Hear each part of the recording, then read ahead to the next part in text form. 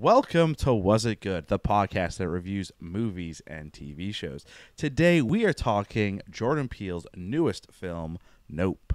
I'm Ravi, joined by Arjuna and Krishna.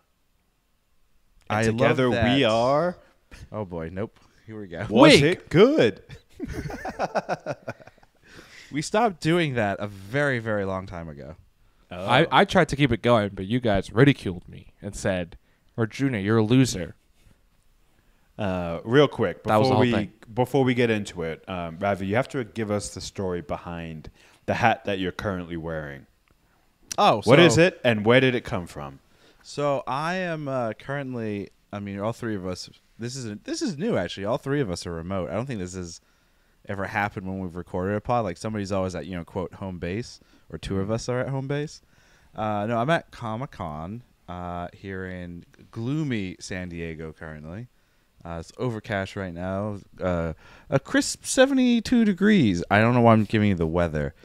Maybe I'm giving you the weather because it's so gloomy that I decided to get a bucket hat. It has the Imperial cog on it. It's black. It's made by a company called Roosevelt? This is a terrible ad read.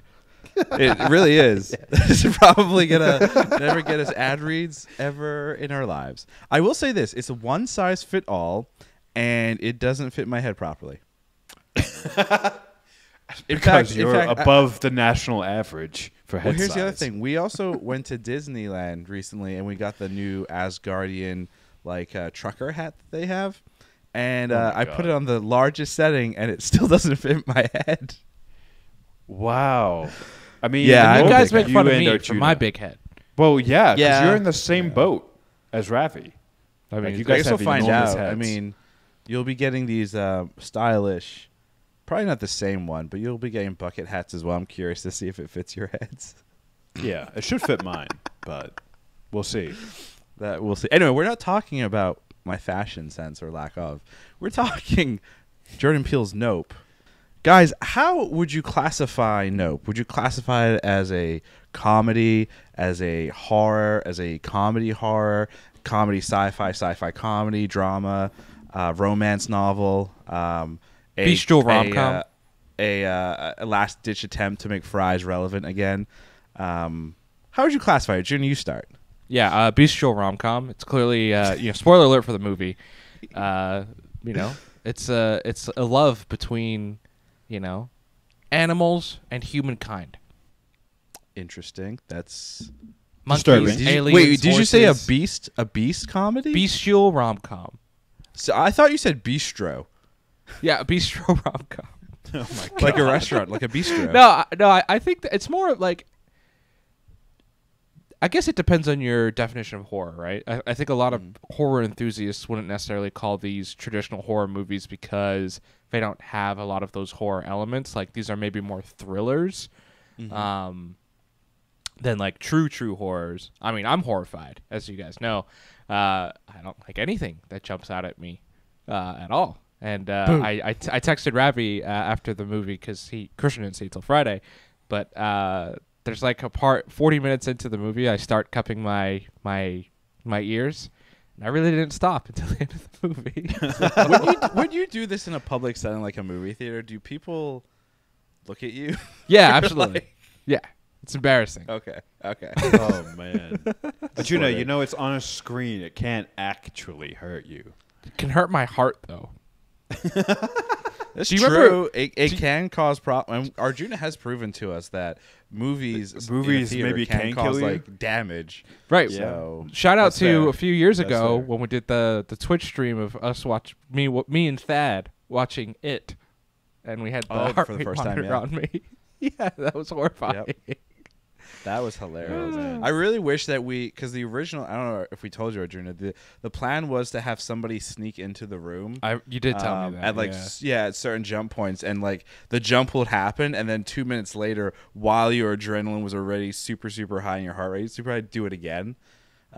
Which I thought this movie did a really good job doing that. So, at the 40-minute mark, when the jump stuff started happening, especially with the kids pretending to be aliens, and Daniel, the main actor, going nope, nope, nope, nope. You have all these jump scares there, and then you go to his sister in the house, and then there's more like jump scares here and there with the bug, and then you jump to the employee over at Fry's, and the person comes up behind. So it's like nonstop jumping for a good like 10 minutes, which, yeah, I'm sure it did not help people's like stress levels at all. I was stressed. Yeah, I mean, it is a stressful film. Christian, how would you classify this film? Yeah, I would go, I think, just jumping off what Juna said, I would go straight up thriller.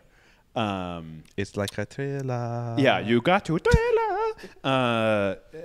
I think because there are scary elements. There are also like, I don't know if you can classify it as like sci-fi necessarily, because to be honest, we never really delve into that part of it, right? Like, obviously, we think for about half the movie. Yeah, we think for about half a movie it's a flying saucer and aliens and a spaceship.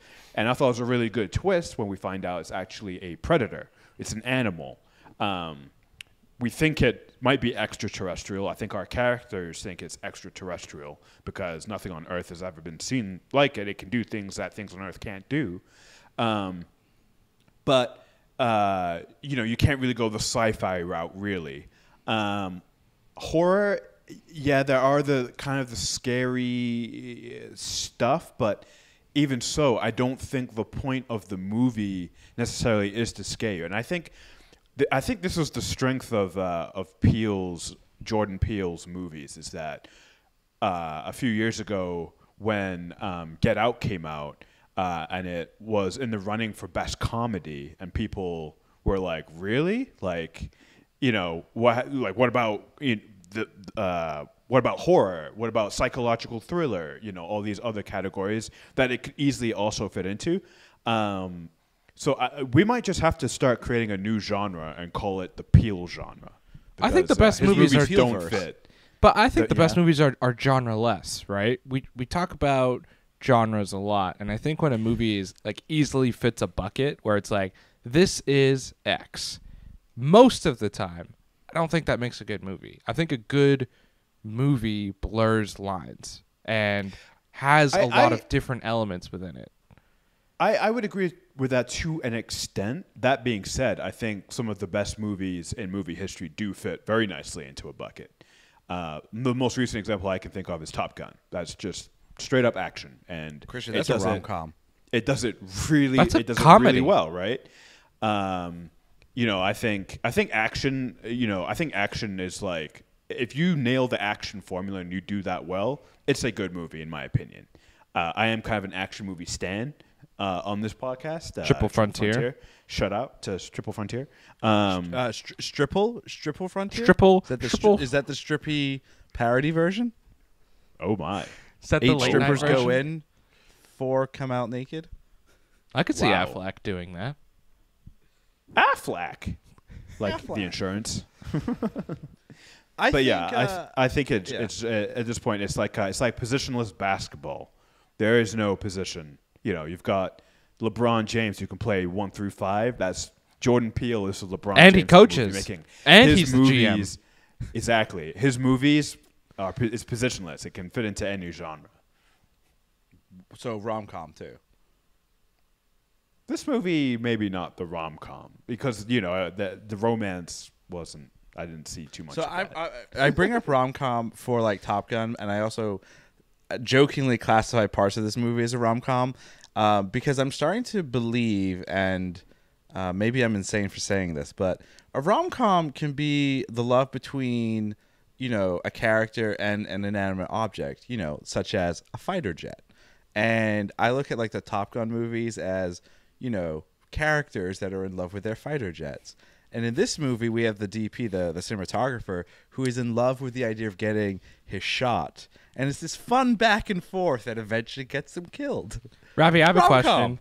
Ravi, I have a Sure. question. As someone who seeks out, time lapses, drone shots, The perfect shot, yeah. the perfect shot. Are you? Is this cinematographer character? Is this the most seen you've ever felt in a movie? 100%. Is this you? That character is so good. He is completely like, obviously he's definitely a little batshit insane, and his ego doesn't help. Especially that line towards the end where like, you're not ready for the perfect shot. And, like, because like you have to get, but it makes sense because like in order to get that shot, he's willing to like give up his life, which obviously he does. Spoilers. Knowing that the creature was going to like spit out the canisters as well, right? Even though he wasn't going to see the final shot, you know, us or the audience, whoever would be able to eventually see that shot. So yeah, I definitely felt like I get that. You do really stupid things sometimes to like get that shot. I think the stupidest thing I've ever done was lean out of a moving car with an old 60 millimeter film camera. For the Corpse Grinding Man music video that we did. That was probably the dumbest thing because you have this weighted thing. I'm not strapped in properly. It's a moving vehicle. It's not even your camera, right? It's not even my camera. So like you can damage, you know, physical property. You can damage yourself. You can injure others. Like, yeah, that was pretty stupid. I was the driver. So you were the driver. That's also why I was nervous. Oh, you had actually, Arjuna as the driver? That's not fair. That's not fair. Juno drives very safe. He drives grandma speeds. So yeah. I drive the speed limit. limit. I literally drive the speed limit. Well, if that 40, we had to drive I'm right under at 40. the speed limit. You were driving 40. We would have been dead. No, obviously I wasn't, but I'm just saying I drive the speed limit. Gotcha. I don't drive under. I don't drive. Lies. I mean, I drive a little over sometimes. For sure. So I would classify Nope as thriller comedy. And the reason I throw the comedy in is because it's something I know. So I went Thursday night, so opening night, to like a primetime show. And the theater was decently packed. And what was interesting is we had like a group of people behind us that weren't fully aware of what the movie was, who the director was, or what they were getting in That's weird for a Thursday night. This is a Thursday night film. Like they were just like, hey, it's Thursday night, let's go to the movies. I saw this cool thing. So marketing and the mystery, if you will, behind the film is kind of what put them in those seats. But what I noticed throughout the entire film, and I'm not saying it's a good or a bad thing, during certain parts, they would just start giggling and laughing. Not necessarily because they were trying to be, you know, assholes or whatever and like ruin the movie experience, but because they were uncomfortable. And they were using laughter and comedy and that lightheartedness to make themselves less comfortable, right? Even though there were definitely certain things that weren't funny. Like, they were the only ones laughing, but it was like that nervous laugh. And I think... I mean, I did that during this movie. I was like there's some parts that are just so ridiculous and it's quiet and you know what's coming, and so you laugh because you're like, fucking Jordan Peele is about to scare me. He's about to terrify the shit out of me right now. Yeah, I will say but at the same time, though, I think what's interesting with that is when you go back and you remember the movie and you're laughing at certain parts, you're forever, to a degree, I think, going to think of that part, oh, yeah, it was funny or whatever, because you were uncomfortable, even though maybe necessarily wasn't meant to be a funny thing. Therefore, it creates the idea that the movie is also a comedy. I will say there are a lot of funny moments in the film. Keke Palmer's like almost everything she said was like ridiculously hilarious, and so there was a lot of laughter in my showing. My superior showing to Ravi's. Did you buy a ticket for that same showing and they just didn't show up? Work went late. I couldn't make it. There was a funny TikTok I saw where it's like, I asked my girlfriend what movie she wanted to see, I asked my do you want to go see a movie tonight, and she said nope, and then it pans over, she's not here. That's hilarious. Nice. That's how I felt, Arjuna. I felt abandoned. But I will say though, yeah, I would say there's a lot of comedy with the M character, and then a lot of comedy with the fries guy. Especially like his first scene where he's just oversharing about his girlfriend leaving him and how he's having a tough day and just trying to like interject himself into their lives when they clearly don't want it. It's pretty funny. Also, I love that part of the end where he's explaining to them like, oh, you know, pointing in the sky and talking about UPAs being the new term for UFOs. UAP, yeah. UAPs. And then he calls them fucking assholes as he's walking away. Then in the same breath, oh, by the way, my supervisor will be calling. 5 stars, Angel. 5 stars. It was great. That whole interaction was great. So good. And it made me really miss Fry's Electronics. So that was a real store, huh? Yeah. So that location was the location in Burbank, California, near the Burbank Airport, like a couple blocks down. That was the location. Now, what was interesting is, so I don't know if you guys noticed, Fry's did go under. Like, they're gone. But what was interesting, the movie was shot in 2021, and I believe, and I might be wrong with my timelines, but I believe the store was already kind of shut down or closed or whatever. So I'm kind of curious, like, how that worked out where, they're utilizing a defunct closed brand or whatever. So probably cheaper. I want to follow up on that. It's probably cheaper to cheaper. use a defunct brand than like a Best Buy. So I'm gonna make an entire comedy series around Radio Shack. Who's in? Radio Shack's still around though, right? Well, yeah, because they're now doing NFTs, and their Twitter account is disgusting. Do not look at it. Do not give it any attention. It's just stupid, very stupid. What happened to Electronics Boutique? EB Games? Is that what it became? Well, I think Electronics Boutique was EB. EB Games. Yeah. And then GameStop bought them all out. Oh, damn. And then Sushi Stop bought some defunct. GameStops. Yeah, they bought out like GameStop stores that had closed. Oh, now I want sushi. Okay. I mean, last time we did a pod, it was Chinese food. Last time I was the only one that had the Chinese food. Yeah, oh no, I we went with ended pizza. up doing a massive order that evening. We just You forgot didn't to take send pictures. you didn't send pictures, and you didn't name your dishes like I did. That's true. After Stranger Things. Exactly. Guys, how would you sum up this movie in one word? What's your one word impression of this masterpiece? Can we use the title of the I'll go movie? first. No, you cannot use the title of the movie. Damn. My one word impression is going to be yep. So for Original. all the reasons that our characters were saying nope in this movie, like, oh, bad things are coming, and you got a monster that spits out blood and body parts and metal pieces. For as much as the characters in the movie didn't like that situation, I love the movie. And so the whole time I'm like, yep, give me more. And this movie didn't disappoint at all. It just kept going. And yeah, I left the movie theater and I was like, I think it was the first thing I texted Ravi because I saw his tweet and I was like, nope, more like yep. Or I texted both of you, I think. So yeah, I was just like, it was a great movie. I wanted more. I got what I wanted. So yes, yeah. You sound like Nope Tobey was yep. Maguire in No Way Home. I tracked my Uncle Ben's murderer down. I got what I wanted. It didn't make me feel better. It didn't make me feel better. feel Well, this movie did make me better. feel better. Yeah. My one word impression for this is going to be best.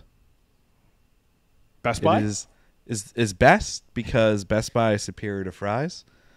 Best because I think it has the best director of 2022, or this is I think it's best director. I think somehow it had some of the best visual effects that I've seen in 2022. And definitely I think it has some of the best acting, hands down. Very believable. The only character I think that maybe took me out a little bit was the character of the cinematographer played by Michael Wincott. And I don't think that's because he did a bad job. I just think it's because the character was just so mean, over the top, and like when you see yourself, it just takes you right out. Yeah, if I saw myself, I would be taken out as well. Yeah, so that best. I saw class. myself in the Alien Predator ship. We should start doing that. But in a you movie, don't like, eat meat. What you character? Don't eat meat, Tuna. What character do you relate to the most? Oh my god, that's hilarious. Junior, your one word impression? My one word impression for Nope has got to be run. Because if they had just ran from the start, it would have been fine. No, they couldn't run. I thought they did. Run they put so much energy and effort into the ranch.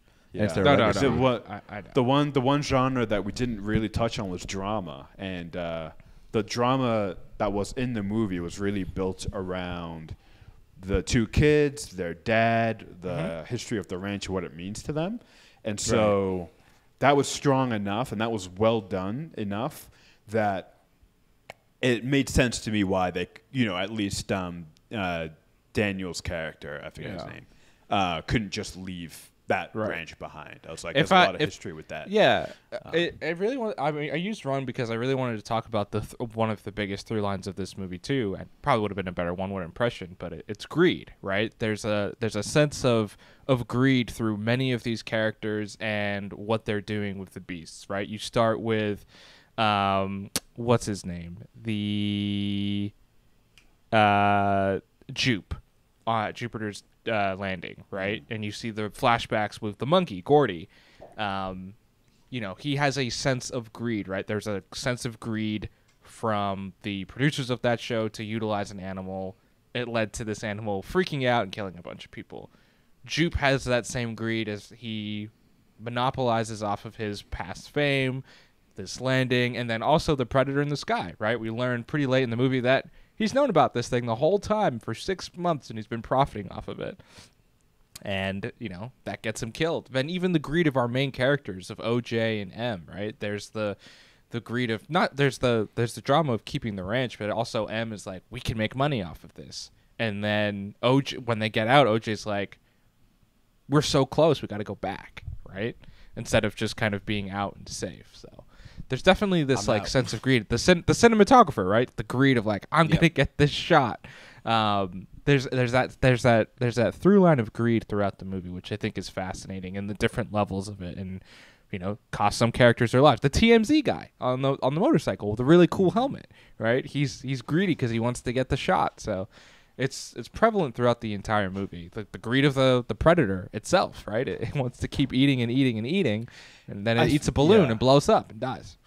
I don't think that's greed though for the creature. I mean, the way that OJ explained the creature is like it became territorial and felt that it was his territory. Also, I do agree somewhat with Jupe being somewhat greedy, but I also think the other big factor with his character and why we saw the whole past shots and everything with him and Gordy and the fist bump is I think he also thought that he had control over creatures. Like there's a good term for it, and it's not coming to my mind, but he thought he basically had the power over. Yeah, he thought he was Beastmaster.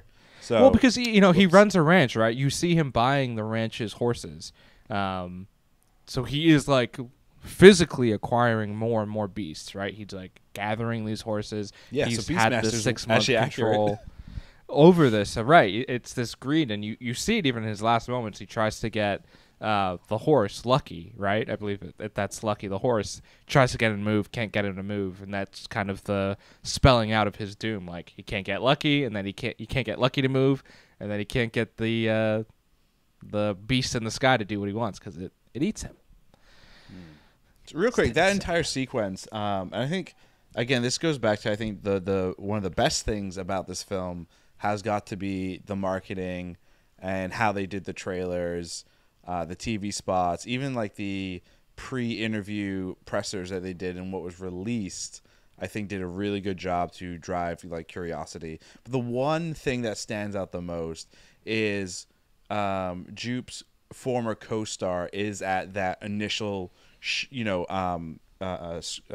what is it, show for the creature or whatever, and obviously unfortunately she's been deformed because of Gordy the ape smashing her face in. But when they had the trailer come out, they made sure to put that sequence in such a way that you thought that was actually a creature or an alien or something, which I thought was great. Like they did that, like that really kind of like helped sell it, where you didn't know necessarily what you're getting into, which was it kind of It kind of stinks for the character though, because she showed up there, she survived that traumatic experience to only be eaten a few years later. Yes, by another weird creature thing. Right. So, animals And don't as like her and for as it. much as I definitely agree with you there, it does make that sequence weird because there's really no story reason for her to be there and then she just kind of dies.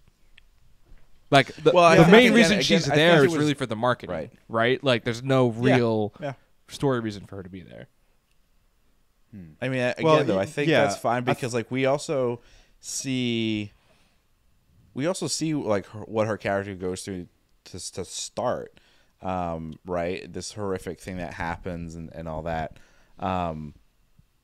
Again, I think it helps because if a character wasn't there at all, then you would assume the character was dead, and died at the hands of the evil Gordy. That's what we're gonna call him, evil Gordy. But her being there shows that she survived, and I think it adds layers of like you even just said it, horror.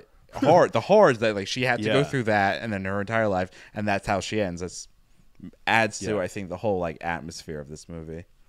Yeah, I thought you're right. It doesn't add anything story wise, but I think the element of her being there, it's like, oh my god, she survived that. Like you know, the first time you see it, and then the second time you see it, you're like, oh, she's dead, right? Like that monkey punched her brains out. The fact that she's there and that Jupe invited her, like my first crush, my former co-star, and you're like, oh my god, okay, she's there. It's like there's an emotional reaction to that. At least I had one, and I assume you guys did too. And that I think again it was world effective. Building too. Yeah, for sure. We're gonna get into my favorite part because I've been thinking really hard and long about like how to do this piece, and this is Arjuna's DVD chapter listing. For all those young listeners out there, back in the 90s, late 90s, 2000s, we had these things called DVDs, and they had chapter listings for some reason, man. Much like chapters in a book. Anyway, Arjuna has written down how he would break the movie up with his titles for various chapters, and Krishna, as always, is going to read this. But Krishna, you're going to do this in the voice of Keith David when he used to do the Navy's commercials. Accelerate your motherfucking life. Oh my god! Keith David's the dad at the beginning. Yeah. Great cameo, by the way. Had no idea he was in the movie. I was like, wait, Keith David's in this. I'm like, wait a second. He's dead. Keith David has a key through his head. Fuck. Yeah. Or quarter or whatever. Keith Adams, right? Is that his name? Keith David. Keith David. He's such a cool dude. Like, yeah, he's also in Community as well. But yeah, he also did like for a while. He was doing, I believe, Navy recruitment commercials back in like the early 2000s. He did the voice of the Arbiter in the Halo games. He does the voice of the Arbiter as well. Yeah. Yep. So he's got that really like good deep voice. But I want you to sell me on joining Arjuna's DVD chapter listing. Oh man, army. I'm sorry, Keith David. There's no way I can do this justice, but I'll do my best. Okay, here we go. Arjuna's DVD chapter listing for Nope. Monkey Paw Productions. Nickel and dime to death. We'll fix it in post. Welcome to Universal Studios' newest exhibit. Nope. Fly Squad. Stupid whore, we're the kids of the aliens. Stubborn Cloud. Bugs love to prey. Nope. Hungry Spaceships. Michael Bay will fix it. TMZ live from the desert. The perfect shot. Balloons kill. That balloons kill one sounds like in Halo when they're like double kill. Double kill. That's great. Kill him. Wait, real quick. Did you guys ever get enough kills in a row in Halo to hear some of the other ones? So obviously, it was double I kill, was like a triple pro. kill, and then there was some that were like Killer Majaro, like unfriggin' believable. Like it got so ridiculous the more you got in a row. Sorry, that was a random aside. But you did a good job. Back to That the was show. probably I'll give that a 9 out of 10 for reading, and I'll actually give Wow. Arjuna a high score, 7 out of 10 for the titles. You Wow. can never go over it's 8, Arjuna. Otherwise, it's favoritism. So can't do that. Wow. So giving Christian a 9 isn't favoritism. Got it. Yeah. You're completely 100% beat out correct, you, but man. that's not favoritism. That's hilarious. Real quick, I have a couple follow-up questions, as I always do with these chapter listings. Arjuna, the third chapter, we'll fix it in post. What is that referring to? The horse job. So they get fired from the horse job and they bring in like a little green screen horse VFX. thing to ride. VFX. That Yeah, was fix so it in good. post. Yeah. I do like the Welcome to Universal Studios newest exhibit. Because it is part of that. it is If you part stay of the to the back end credits, Yep. they actually have like the end credits. You know, everyone's like, "Oh, there must be an after credit scene." It's literally just a still of being like, "Go to Universal Studios Hollywood or Florida to go to Universal Studios newest exhibit, Jupiter's Landing," which is if you do the studio tour, like they have the sets now on the studio tour. Oh shit. That's Christian, that's the dope. studio tour is actually kind of cool at Universal. If I've actually you're I ever actually went interested. to I actually went to one like. Do you remember when I visited you in LA long time ago? Like 10 years ago maybe. And back when we had actually went- DVDs, back when we had DVDs, yeah. I actually went on a Universal studio tour back then. oh nice, Which was pretty Nice, cool. Yeah. It's changed quite a bit. Like I was on it I would imagine, yeah. a month and a It's half, cool. 2 months ago. Yeah, It's like That a and the 2-hour wa- ride. That and the Waterworld ride, fucking surprised or Waterworld show that surprised the hell out of me. Hey, I'll say this: Waterworld fucks. Also the Harry Potter Hogwarts fireworks or light show thing. The light show's at pretty Universal. The ride That's pretty is cool too. Like the actual Cool. ride Yeah, I in the get sick castle. every time. It's awesome. That's really. I was fun. too full on beer to go on that one. I mean, you probably would have thrown up. Yeah. You would have been fine. He wasn't. Yeah. I wouldn't have been. Yeah. Speaking of chapters, this is a good segue. In this movie, the film is broken up with various title sequences, ranging from Jean Jacket to Gordy to Lucky. I can't remember any of the other ones, but they are. Correct me if I'm wrong, but they are all the names of creatures, primarily the Yes. horses that are named from the ranch, and then Gordy the killer ape or chimpanzee. Chimpanzee. Maybe? Chimpanzee. And then Jean And then Jean Jacket's Jacket the predator, is right? the UFO. Is what OJ names him or her. My question for It. you guys is why? Why do we have these titles? You know, Love it. Because the animals That's a are good the question. true protagonists and the humans are the antagonists. in a way, Maybe in a way, for sure. I guess in a way. The way I guess I mean I'm setting you up here, but the way I looked at it anyway was I thought that the titles, like looking back at it, is a way for you to navigate the story, but through each creature. So this really became apparent when you saw the Gordy title sequence, and then you got the full Gordy story and the influence of Gordy on one of the characters. I believe each title sequence is about an animal who had a deeper meaning or connect to one of the centralized characters that we're following. That's how I looked at it anyway. It's Oh, also that's not a interesting. coincidence that like the balloon sound is what gets Gordy to go, and then a giant balloon is what kills Jean Jacket. There's something That's about a good point. balloons Yeah, conquering all. inflatable human objects. Or Jordan Peele has like some weird trauma with balloons. He's a balloon It's phobia. possible. Maybe. Real quick, that's I a gotta- thing actually. It's a real thing. Wait, really? Balloon I popping gotta- is scary. I mean, it is very shocking. I gotta ask you guys though. So when the movie first opens up, and you saw the Gordy, intro, like kind of bloody, and then hitting the girl, I actually thought that was like Monkey Paw's opening animation. Like I was like, oh my god, this is gonna be their title, their studio animation that they'll put at the beginning of every movie. I was like, well, that's fucking scary as hell. Like when That's why- and Gordy that's why looks my- at the camera. Yeah. Yeah. That's I was why like- my first and that's chapter why listing is Monkey Paw Monkey Paw, Productions. yeah, 'Cause yeah, it's- which was great. So, and then you question- realize, oh no, this is a story beat. So question for both of you. Did you guys have that idiot Christopher Nolan's newest movie? Yeah. Oppenheimer, Trailer the thing? Countdown Oppenheimer thing. Yeah. The countdown. Yeah. Okay. So here again, my criticism of Christopher Nolan, because I will do that for the rest of time. That whole thing was, to me, stupid because it threw me off with the flow of the movie, and it made me, like you, Christian, I thought that was the opening animation. Maybe that was the point, but at the same time, I did not like seeing that and being somewhat confused, right? Like, the formula has always been trailers, when the lights go out. Nicole Kidman movie. Nicole Kidman. Yeah, no, that's a great How point. many people cheered in your theater when she came on?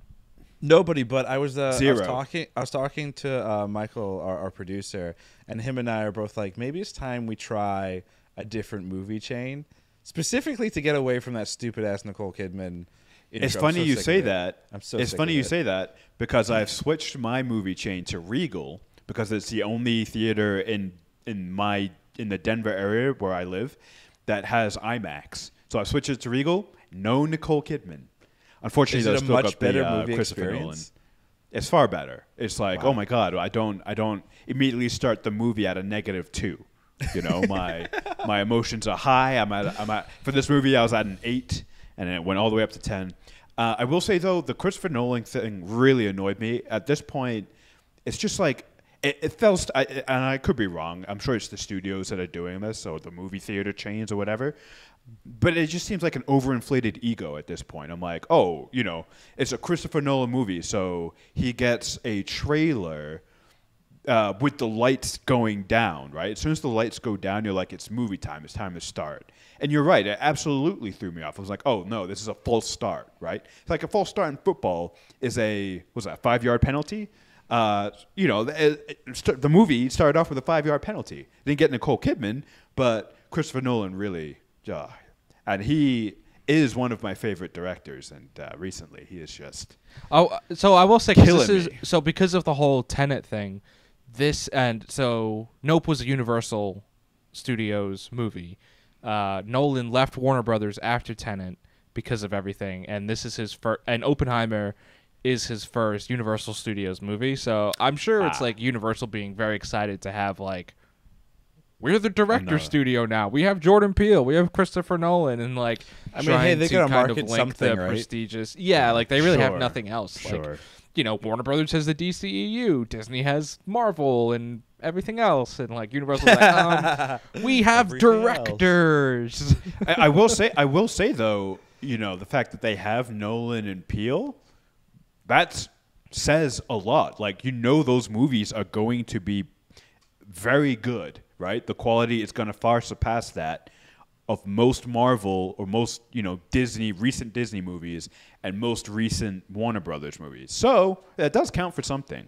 Christian, Give them that. let's wait until Oppenheimer comes out first, and I've complained about at least 15 things. It's Cillian Murphy. Yeah. I mean, Cillian Murphy It's gonna is be great. good. It's It's gonna be great. Robert Downey he's- Jr. He has a really good cast, but Nolan at the same time has a very inflated ego. And I am, unfortunately, the type of individual where I cannot separate the Sure. person from the creative thing that they're doing. You know, if an actor does something horrific, I'm going to stop looking at your movies. If It a takes it director forever. if a director tells you to go and get COVID and go to a movie theater to see a shitty ass movie that makes no fucking sense, I'm forever going to dislike you. Like, it's a problem. I know it's a problem. I'm not working on it. But yeah, we should just. Speaking of things that make us angry, and this is going to be a weird tangent, actors that play superheroes, right? You can never, whenever we watch movies, you're like, oh, it's like that one with the Incredible Hulk, Mysterio, and Iron Man, you know? Like, which is the Zodiac Killer movie, right? But anyway, last night, this is a weird tangent. Last night I saw this movie Pretty in Pink for the first time, which is an old 80s John Hughes rom-com. And it has a very young James Spader in it, and it has a very young John Cryer in it. John Cryer's the guy from 2.5 Men across Charlie Sheen. But their most famous superhero roles are Ultron for Spader and Lex Luthor for Crier in Supergirl in the Arrowverse, and there's a scene in the movie where they fight each other, and I'm like, oh, that's Ultron versus Lex Luthor. And so my roundabout way of saying this is Christopher Nolan is a real life supervillain. I'm so confused by this. What? Yeah. Is this just a way of you telling us that you're watching movies from the 80s? Like, I don't get what the tangent is. I think this is You this just is can't. Just a I weird can't way watch for them. Juna to. I'm just saying, right? Yeah. We talked about superhero movies a little bit with Christopher Nolan. Gotcha. Okay, that's what you're saying now. So it's Yep. like everybody. There's so many people that have been in these movies now. You can never watch a movie the same way. It's like I would Christopher say- Nolan is the villain. Yeah. Yeah. I would say that, his like- line came true. You either die a hero or you live long enough to see yourself become the villain. Christopher Nolan. I would say that that's just always been a Hollywood typecast problem. I think one of the most famous ones would be Clint Eastwood. Like, Eastwood was always, for the longest time, still is, I would say right now, like, he's the man with no name, right? He's, one of the head honchos of Westerns. You will always see him, for whatever reason, as the man with no name with his cowboy hat and his poncho thing. Even though he's done like a ton of like modern day action films and weird racist tangent films for whatever reason. But like I think that's a Hollywood typecast problem as well. Like you fall into that particular thing and you're kind of stuck there. And like bringing it back to Nope, when you hear Jordan Peele, I would argue like 80% of people are like, oh yeah, Key and Peele, he's the slap ass guy, right? And like that's how a lot of people like view Jordan Peele still. It's it's not a good thing, it's not a bad thing, it's whatever. It's how you view and remember things. And I think it's kind of cool that like Jordan Peele is now this Oscar winning director who's now released his third film, and he keeps pushing the envelope and changing things. And I hope he doesn't fall into the Nolan trap where I'm such a pompous ass that, do stupid things to see, mediocre films or whatever, things that are just way too out there. I think it's inevitable. I think this is any industry, but I think the film industry lends itself even more to it because there's just so much ego involved in Hollywood, in that world. It's almost kind of necessary to even get successful. I think it's inevitable. Like when you have so much success and you are good at what you do, like the human mind isn't capable of staying humble. It just isn't. And, it almost becomes its own thing. Like the director, what their next project is, how they market it. And it's like you always have to do bigger and better and different. And so... And to keep pushing the envelope, like you said. And that's the thing with truly great directors. I think you get to a point where if you get so many in a row, so many hits in a row, and you're just like, I got to do better. I got to do more. And I think it's inevitable. I think people can nitpick too, right? Like even with Peele, right? This is his third movie, and you're getting a sense of his style a little bit. And one of the fascinating things I heard when I was leaving the theater was like, and it got me thinking a little bit. Someone was like, "Yeah, you just knew like the main characters were fine because like Jordan Peele never kills a main character in his movies." Yeah, I've heard the and same it's like, criticism.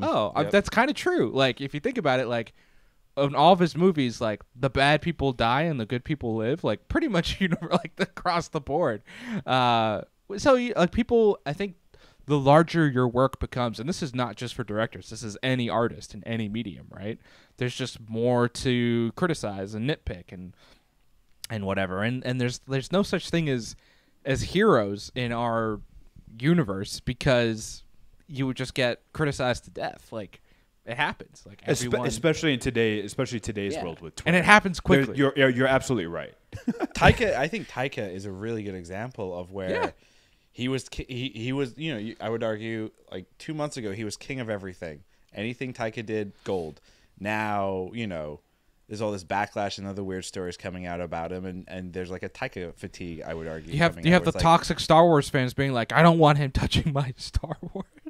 Oh my God! What? I can think of only two people in Hollywood who might be untouchable and they're untouchable forever. Only two: Tom Hanks and Denzel Washington. You Those haven't might heard be about the two backlash of untouchables. Tom Hanks already? Like, there's been some backlash recently. What? Yeah, there was Tom a Hanks there was is a thing. canceled? There was a thing where his No, of course. unfortunately Oh, his wife got bumped, right? his wife got bumped and he kind of like went not he was angry. I completely understand. Like, don't run at people and push people over. I get that, but there's that whole thing, and then there was some weird things I guess he was saying while on press tour for Elvis. I'm not entirely sure what they were, but we're not at the level of like cancel Tom Hanks. It's just more like, why is Tom Hanks saying things like that? And I believe unfortunately, like they were like somewhat politically driven. So again, whenever anybody starts talking politics, it becomes a dangerous thing. Paul Rudd. I Paul didn't- Rudd is I didn't uncancelable. know. That's a good point. He's a vampire though. When it comes out though that he drinks people's blood, like Al Gore and the British royal family. No, the Netflix. They're all in a cabal. There was together that where they Netflix drink show people's that came blood. out a couple years ago that proved that he's just been cloning himself. Well, that's Tom Brady too. I missed that one. Damn. Yeah, he has like. Well, yeah, it's actually, a- it's a- I don't it's a know. good one, actually. Tom Brady's starting to show, little signs of aging are starting to creep in a little bit. Little crinkle lines right here, and Oh, he's more of an asshole. that's all I saw. He's more grumpy. You know what? We should be canceled. We also criticize so many I mean, people at I'll Spells. say this. I'll say this. Like, if Comes with the territory. If any one of us ever, becomes somewhat successful in the digital age, I'll just say the digital age because it's so large. I do wonder what things we've said on this pod that could be taken out of context. Guys, we have to delete the pod. That's pretty bad. I mean, yeah, why not? Like, if somebody signs if somebody gets like a 6-movie deal with like one of the big studios, I'm fine. Purge the pod. We Purge it all. Just get rid of it. It never existed. But speaking of movies and everything, all-time Peele rankings. Ooh, this is a good one. Well, real quick, because This is a really good one. Arjun, you put this together. He's obviously directed 3 movies. Are we just doing his movies or his acting career as well? No, we'll do the 3 movies he's directed. So we'll do Oh like man, I really how want would to you do do his it 3 to acting 1? because I'll go first real quick. Number 1 is his character Slap Ass. Best acting in my mind. No. What about is- Continental Breakfast? Nope. Yeah, nope, yeah, nope. Continental Oh, Breakfast man, is a good Continental one. Breakfast, yeah. That's his Twitter. His Twitter bio picture is. Oh man, that's so good. The still is the still of him in the Continental Breakfast one of the picture within that sketch where he's the black and white photo, That's amazing. That's a which pretty means good that's sketch. his favorite too. Continental Breakfast is confirmed Jordan Peele's favorite. I Not would really. say Nope is probably my number 1. I Wow. think it's the best one, but that's because I'm also like there are sci-fi. To me, there are sci-fi elements in this film, and then also I think the cinematography was both beautiful but also hilarious.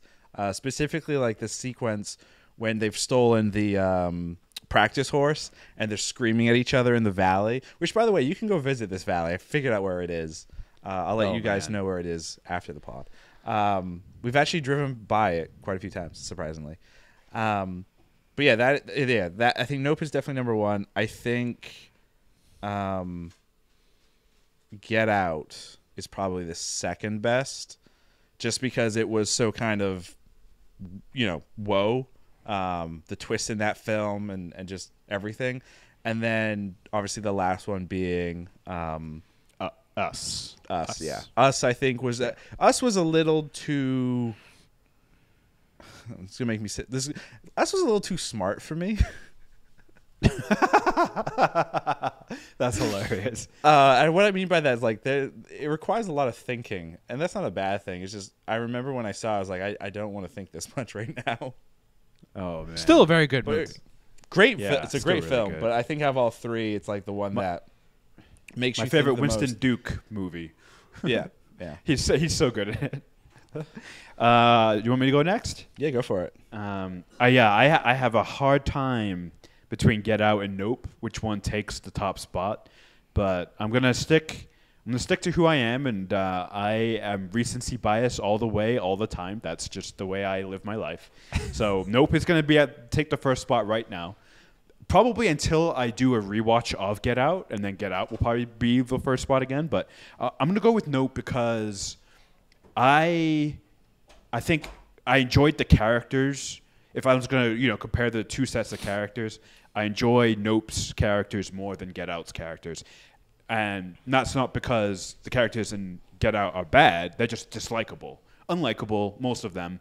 And I'm talking specifically about the antagonists in that movie. They're so effective, you hate them. So this movie, it was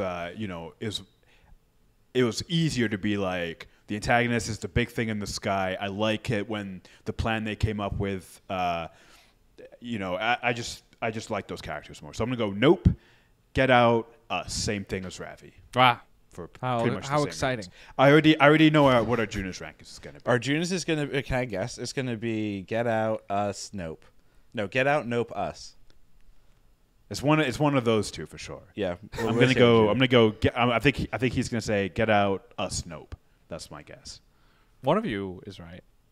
Well, what is it? Tell us. So number one for me, it has to be Get Out. Still, Get Out is Absolutely. still one of the best movie experiences I've ever had. It's still a movie I think that holds up, and I think it's what's made it's what launched Jordan Peele into this completely new stratosphere, right? Totally. And I still think it's his most complete movie. Number two is Nope. It is. It's very close. I really enjoyed this movie. I enjoyed it more than Us. I like Us, but I didn't love it. I thought it was good, and I was like, this is still a very, very good movie. But for me, I think Get Out, one of top 10 movie all time for me. Wow. And Nope is probably top 30, maybe top 20. Just a really fun experience. I think Ravi, maybe you tweeted this of kind of reminds you of Signs a little bit in terms of it feels like it's a modern day Signs, which is was a really influential and fun movie for me, and I think for all of us. And I just really enjoyed it. I really enjoy the characters, the cinematography, everything about the movie works. And who knows, maybe it'll be my number one day, but I still gotta give Get Out that number one slot. Totally. Good stuff. I like it. I think it's funny that we're all three Us is at the bottom, unfortunately. But I mean, again, it's only Still a three good movies movie. in. Still a Still good great movie. movie. Yeah, Yeah. it's still put it this way, right? Jordan Peele's worst movie, in our opinion, still better than most other directors' best movies. So Yeah. So take Have you heard it of for Tenet? what it is, Tenet's not Christopher Nolan's best movie. That's the It might be Prestige. his. It might be his worst. It might be his worst, but who knows? No, the Al Pacino one's his worst. What was that movie called? The one I never saw that Insomnia. That one. I think that's Insomnia. Yeah, No, I that forget one what is one's called. hard. Is that his That first? Is that his first No, that was one? his second movie after Memento. Oh. Memento is obviously. Oh, I never really saw good. Insomnia. I guess I'll skip it. Yeah, It's don't not bother. good. Don't even. Memento- don't even pretend like it Memento's really exists. Memento's Memento one is- you could Memento's argue great. Memento's Yeah. his best. You could make an argument. Ooh, no, Interstellar is. The I Prestige mean, I'm is an obviously his Interstellar. best. I'm an boy. Interstellar stan. We just had this 20-minute tangent on the man, and now you're all like, "This is He's great." back. I mean, they are good Pre-Tenant, movies, he yeah. was fine. Pre-Tenant, before he went crazy and was risk your lives to see my movie. Risk great. your lives. Okay, guys, I think it's that time where we ask the question of, was it good? Do you even need to? I mean, yes, we have to. We have a formula here. This was one of those pods we should have started Fair. off the top. Probably. But I mean, no. Krishna. Nope. Was? Nope. Good. Yeah, it was fantastic. I mean, I said that this is a good conversation. This would be an interesting tidbit. I said when I saw Top Gun Maverick, it's maybe the most entertaining movie I've ever seen. I said it's the best movie of 2022 so far. And I think I might have said I can't foresee any movie dethroning it. Well, Nope might have dethroned it. Wow. I mean, Nope. I mean, Maybe. I don't know. I'm gonna put them maybe tied because they are two different movies, right? What They're about, definitely two different Everything genres of Everywhere all at films. once? Oh God, I forgot about that. Shit. But again, that's 2022 is a great year for movies that aren't definitely- Disney definitely or great year. DC.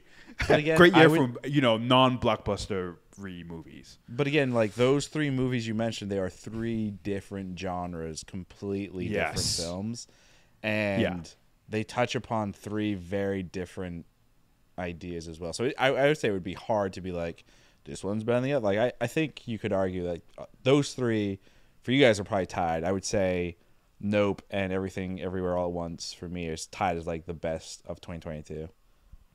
You haven't seen Top Gun yet, right? Still haven't seen Top Gun. It's supposed to. Yeah. I've seen It's coming random back to showings IMAX. here and there. Yeah. Yeah. Cool. Oh, and then there's like So there Spider-Man you go. No Way Home as well. Like, there's so many. Well, good that's movies this that's year. last year. That's the end of That was last last year. Okay. Yeah, I think that's the end of last year, so we don't have to include that. Thank God. Though I will say, if we did, the three movies still beat out No Way Home for me. Oh wow. Um, Oh wow. yeah. Wow. Actually, real quick, Arjuna. have any of you guys Ooh. watched No Way Home at home? No. No. Watch it at home, and you'll be like, not as good of a movie as I remember. Totally. Interesting. I believe It's- that. It's of all them. It's kind of it's such a theater experience. Like without the theater experience, you're like Meh. meh. Because the like it's of all the Marvel movies, like the logic is so like this doesn't actually make any sense. Like more than like Endgame, more than some of the other movies where you're like, wait. More than I can't think of a. They're all illogical. So fair. Arjuna, was Nope good? Nope. Oh wow. It was Wow. great. Nope. No, it was great. It was great. Definitely one of my favorite movies of this year. I think it probably has taken the crown for the best summer movie. I don't foresee anything on the docket beating it. Maybe Bullet Train changes our minds in a couple weeks. I'm not excited for that movie at all. Really? I think it's gonna. Yeah, I think it's gonna be an over stylized. It's nothing we haven't seen before, in my opinion. I just I'm Can like, I- can I be- okay, over I'll be honest with stylized action. That movie reminds me of Detective Pikachu. But we And I all think like it's because- Detective Pikachu. You know, I thought Detective Pikachu was a great film, but I say it reminds me of that because like there's this like weird quirkiness to it and like the general kind of like whodunit type mystery, if you will, and then I think also some of the stylization of like the action sequences. It just reminds me of Pokemon fighting for some reason. Actually, I don't you know.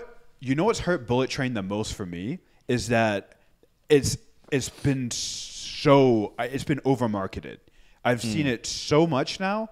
I'm just not excited for it because every movie that I've seen, it's been in every single trailer.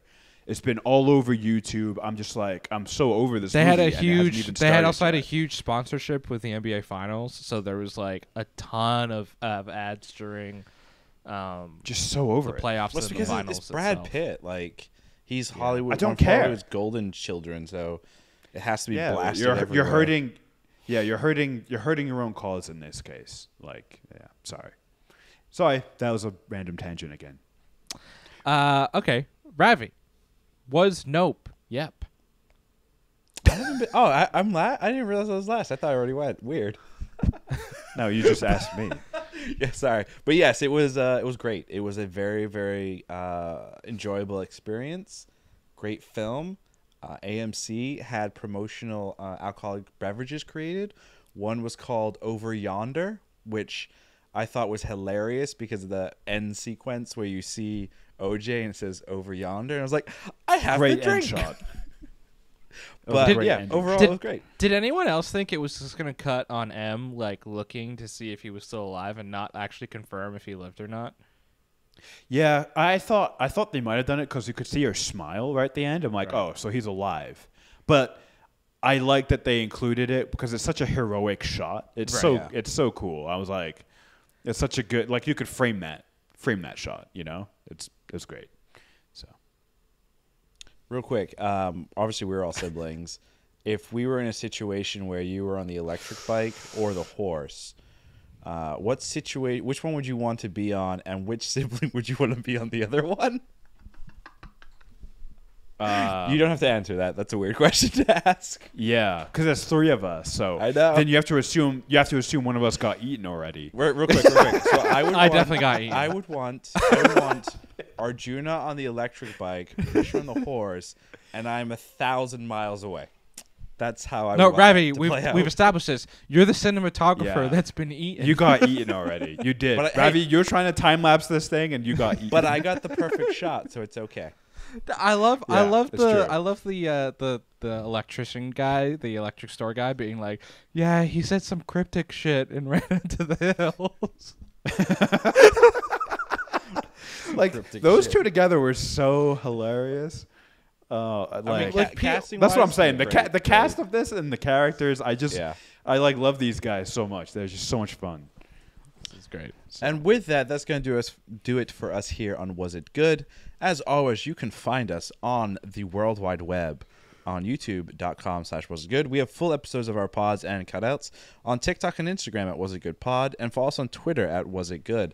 Our next pod is going to be sometime this week where we do a big ass Comic-Con roundup where we complain about everything and then drool over everything.